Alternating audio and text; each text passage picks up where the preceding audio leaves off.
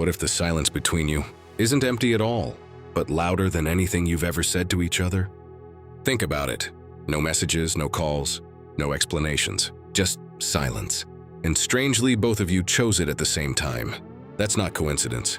That's psychology. Welcome to Psycho Library. Today we're breaking down something most people misunderstand completely, what it really means when two people go silent on each other at the same time. Because this isn't just distance. It's a signal, a pattern, and in many cases, it's a turning point. Let's get into it. 1. You're both waiting, but no one wants to lose power. Here's the uncomfortable truth. When both of you go silent at the same time, it often means one thing. You're both waiting, but neither of you wants to be the one who breaks first. This is rooted in something psychologists call the power struggle phase in relationships. No one says it out loud, but both people are thinking, if I text first, do I look weaker? If I reach out, do I care more than they do? And just like that, communication turns into a silent competition. Now here's where it gets deeper. Research in attachment theory shows that people with anxious or avoidant tendencies react to emotional tension in opposite ways, but often create the same outcome, silence. One withdraws to protect themselves, the other hesitates to avoid rejection. So even if both of you want to talk, your minds are playing defense. Let me give you a real-life example. Two people argue. Nothing explosive, just unresolved tension. One expects the other to apologize. The other expects understanding. Neither happens. Hours turn into days, but both of them check their phone more than usual. Both reread old messages. Both wonder, why haven't they reached out? That's not detachment. That's suppressed connection. And the longer this silence lasts, the more dangerous it becomes. Because now the ego steps in. And ego doesn't want resolution. It wants validation. So instead of fixing things, both sides start building silent narratives. Maybe they never cared. If they wanted to, they would. But here's the twist. In many cases, both people are thinking the exact same thing. So the silence continues, not because there's nothing left to say, but because neither wants to feel like they lost. Now ask yourself, is it really about power, or is it fear disguised as control? Because what feels like strength in silence is often just emotional hesitation. But here's where it gets even more interesting. Because sometimes silence isn't about power at all.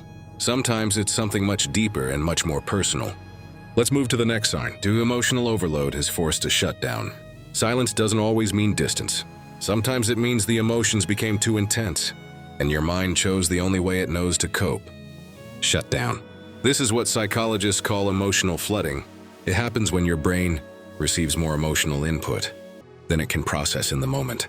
Arguments, mixed signals, uncertainty, unspoken expectations, all of it builds up, and eventually, instead of reacting, you stop responding.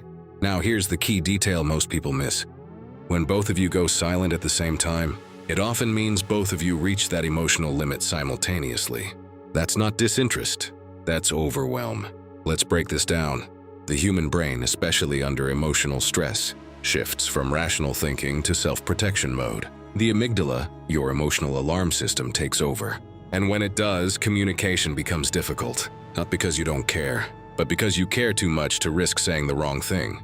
So instead of texting something impulsive, you choose silence. Instead of escalating conflict, you pause. And if the other person is experiencing the same thing, they do exactly what you're doing. They go quiet too. Now the outside world sees this as distance, but internally, there's chaos, overthinking, replaying conversations, imagining different outcomes.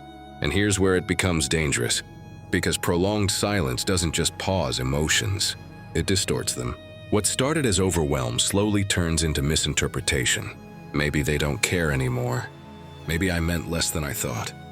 But in reality, both of you just needed space.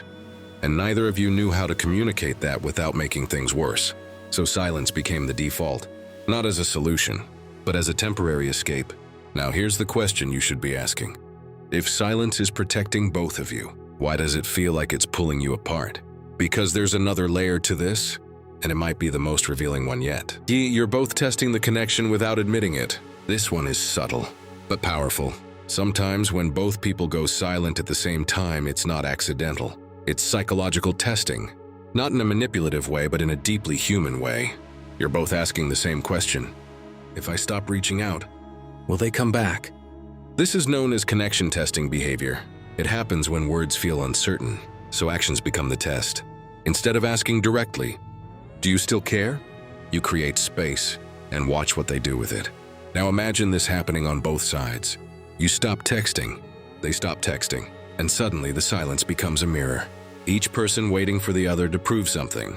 But here's the paradox. By not reaching out, both of you are trying to protect your value, while secretly hoping the other person proves theirs. And this creates a loop, a quiet standoff, where both people are emotionally present, but behaviorally absent. Let's make it real. You pick up your phone, you think about texting, you even type something, then delete it, because a voice in your head says, "If they wanted to talk, they would have already." Meanwhile, they're doing the exact same thing. Same hesitation, same internal dialogue, same silence. And this is where most connections start to fade. Not because the feelings disappeared, but because neither side felt safe enough to express them. So instead of clarity, you get ambiguity. Instead of communication, you get assumptions. And assumptions are where real connections quietly collapse. But here's what makes this even more important. Silence like this isn't just about the present.